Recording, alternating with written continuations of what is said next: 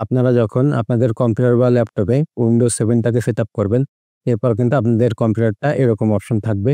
এই যে এখানে দেখতে পাচ্ছেন শুধু রিসাইকেল বিন আছে, মাই কম্পিউটার নাই। এরপরে এখানে দেখতে পাচ্ছেন যে কোনো রান অপশন নাই এবং এখানে দেখতে পাচ্ছেন এটা ক্রস চিহ্ন এসে গেছে। যে কোনো সময় আপনার কম্পিউটারে Windows 7 এর আপডেট চেয়ে বসতে পারে যে যখন আপনি ইন্টারনেট কানেকশন ইউজ করবেন। তো এইখানে কিভাবে মাই কম্পিউটার আনবেন এবং এইখানে কিভাবে রান অপশন আসবেন এবং এইখান থেকে কিভাবে Windows 7 এর আপডেট অপশনটাকে লাইফ টাইমের জন্য ডিসেবল করবেন সেই বিষয়টা দেখাবো এবং আরো অনেক অ্যাডভান্স সেটিং দেখাবো। যে সেটিংগুলো আপনাদের Windows 7 এ এপ্লাই করলে আপনার কম্পিউটার বা ল্যাপটপ খুবই ফাস্ট কাজ করবে এবং আপনি একবার Windows সেটআপ করে লং টাইম ধরে আপনার Windowsটাকে চালাইতে পারবেন। তো আজকের ভিডিওটা আপনাদের জন্য কিন্তু খুবই গুরুত্বপূর্ণ। অবশ্যই ভিডিওটা সম্পূর্ণ দেখে এই অ্যাডভান্স সেটিংগুলো করে নিবেন। তো সর্বপ্রথম আমি আপনাদের দেখাবো যে আপনারা কিভাবে এখানে মাই কম্পিউটার আনবেন। তো এখানে মাই কম্পিউটার আনার জন্য আপনারা মাউসের রাইট বাটনটা ক্লিক করবেন। ক্লিক করার পরে এই যে এইখানে ক্লিক করবেন। এরপর এরকম একটা অপশন আসবে। এইখানে দেখতে পাচ্ছেন চেঞ্জ ডেস্কটপ আইকন। এখানে ক্লিক করবেন। ক্লিক করে এই যে এখানে কম্পিউটারটাকে সিলেক্ট করে দিবেন। এটা সিলেক্ট করে দিয়ে এই যে এখানে ওকে ক্লিক করে দিবেন। দেখতে পাচ্ছেন যে এখানে রিসাইকেল বিন এবং এখানে কম্পিউটার চলে আসছে। তো এখন এটাকে উপরে নিয়ে এসে এটাকে নিচে দিয়ে দিতে হবে। তো দেখতে পাচ্ছেন এখানে যে মাই কম্পিউটার এটা কিন্তু চলে আসছে। আমি এটাকে ক্লোজ করে দেই। এরপরে দেখাবো যে এইখানে আপনারা কিভাবে রান অপশন আসবেন এবং রান অপশনটা আপনারা শর্টকাটে আনতে পারবেন কিবোর্ড থেকে। এই যে স্টার্ট মেনু আছে এইটা প্লাস আর যদি আপনি প্রেস করেন তাহলে এই রান অপশনটা চলে আসবে। তো শর্টকাটে আপনারা আনতে পারেন অথবা এখানে কিভাবে আনবেন সেই বিষয়টা দেখাই। আপনারা যেটা করবেন এই যে টাস্ক বারটা আছে এটাকে সিলেক্ট করে মাউসের রাইট বাটন ক্লিক করবেন। ক্লিক করার পরে এই যে এখানে দেখতে পাচ্ছেন প্রপার্টিজ এইখানে আসবেন। আসার পরে এখানে স্টার্ট মেনু এখানে ক্লিক করবেন। এই যে এখানে দেখতে পাচ্ছেন কাস্টমাইজ এখানে আসবেন। আসার পরে এই যে এইখান থেকে আপনার রান অপশনটাকে আনতে হবে। আপনারা এই যে এইটাকে ধরে নিয়ে একটু নিচে আসবেন। আসার পরে এই যে এখানে দেখতে পাচ্ছেন হেল্প এটাকে আনটিক করে দেবেন। এটাকে আনটিক করবেন। এটা অপ্রয়োজনীয়। এটা রাখার কোনো প্রয়োজন নাই। এরপরে আপনারা এখান থেকে এই যে রিসেন্ট আইটেম এটাকেও টিক দিয়ে দেবেন। এই যে এখানে দেখতে পাচ্ছেন যে রান এটাকে টিক দিয়ে দিবেন। দেওয়ার পরে এখান থেকে ওকে করে দিবেন। ওকে করে এখান থেকেও ওকে করে দিবেন। এখন যদি আমি এখানে গিয়ে দেখাই এই যে এখানে দেখতে পাচ্ছেন যে রান অপশনটা কিন্তু চলে আসছে। আর এই যে এখানে রিসেন্ট চলে আসছে। আপনি আপনার Windows 7 এ যত কাজ-বাজ করবেন সবগুলা কিন্তু এখানে দেখা যাবে। তো এইটা তো আপনারা এই রান অপশনে গিয়ে কিন্তু ডিলিট করে দিতে পারেন। ঠিক আছে? আপনারা এখানে আসবেন। জাস্ট এইখানে রিসেন্ট লিখে দিবেন। রিসেন্ট লিখে এন্টার প্রেস করবেন। এই যে এখানে দেখতে পাচ্ছেন এটাকে কিবোর্ড থেকে অল সিলেক্ট করে দিয়ে শিফট প্রেস করে ডিলিট প্রেস করবেন। তাহলে কিন্তু আপনার এই ফাইলগুলো রিসাইকেল বিনে আসবে না। দেখতে পাচ্ছেন যে আপনাদের একটা ট্রিক্স শিখিয়ে দিলাম যে আপনারা কম্পিউটার থেকে যে কোনো কিছু ডিলিট করেন না কেন কিবোর্ড থেকে শিফট প্রেস করে ডিলিট করবেন তাহলে ওই ফাইলটা রিসাইকেল বিনে আসবে না। এই ট্রিক্সটা শেখানোর জন্য ভিডিওটাকে একটা লাইক দিয়ে দেন। তো এরপরে দেখাবো যে আপনারা কিভাবে এই যে এখানে যে আপডেট অপশনটা এটাকে বন্ধ করবেন।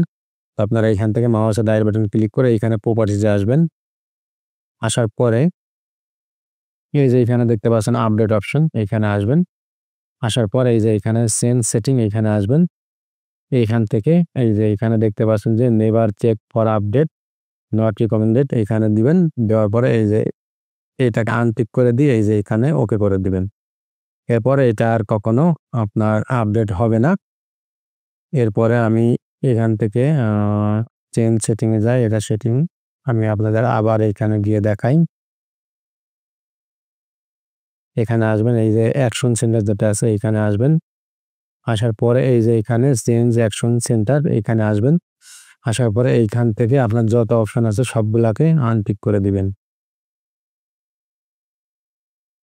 সবগুলাকে আনটিক করে দিবেন। দেওয়ার পরে এখানে ওকে করে দিবেন।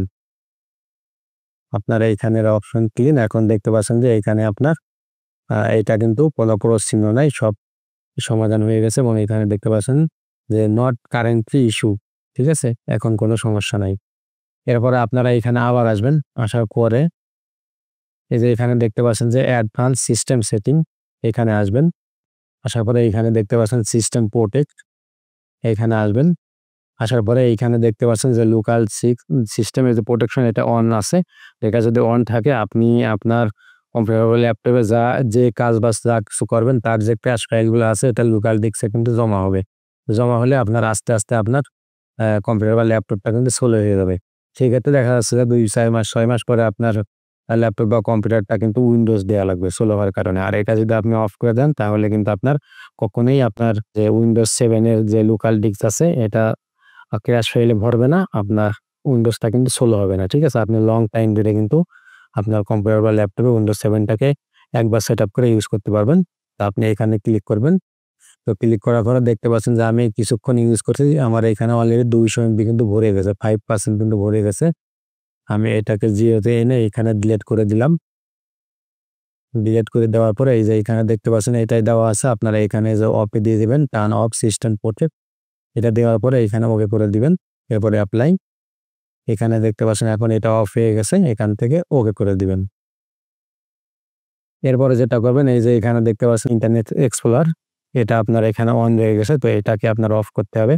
তো এটা অফ করার জন্য এখানে আসবেন। আসার পরে এই যে এখান থেকে কন্ট্রোল প্যানেলে আসবেন। আসার পরে আপনারা এই যে এখানে প্রোগ্রাম যে অপশনটা আছে এখানে ক্লিক করবেন। এখান থেকে এখানে দেখতে পাচ্ছেন যে turn window feature on or of এখানে ক্লিক করবেন।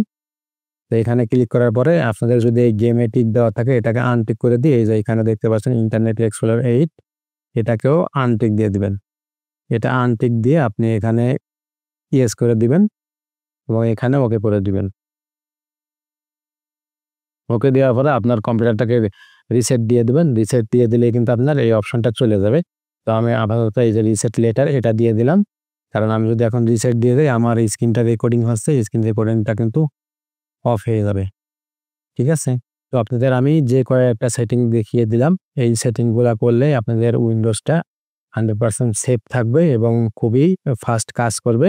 আপনি একবার উইন্ডোজ দিয়ে কিন্তু লং টাইম ধরে আপনার কম্পিউটার বা ল্যাপটপে উইন্ডোজ 7 টাকে ইউজ করতে পারবেন। তো আশা করছি পুরো বিষয়গুলো বুঝতে পারছেন। আপনারা এই সেটিংগুলা করে নিবেন। তো ভিডিওটা যদি আপনাদের কাছে ভালো লাগে, ভিডিওটা অবশ্যই একটা লাইক দিয়ে দিবেন এবং আমার চ্যানেলটা সাবস্ক্রাইব করে রাখবেন যাতে ভবিষ্যতে কম্পিউটার রিলেটেড কোনো ভিডিও আপলোড করলে আপনি সঙ্গে, সঙ্গে দেখতে পারেন। তো দেখা হচ্ছে ইনশাআল্লাহ নেক্সট কোনো ভিডিওতে। আল্লাহ হাফেজ।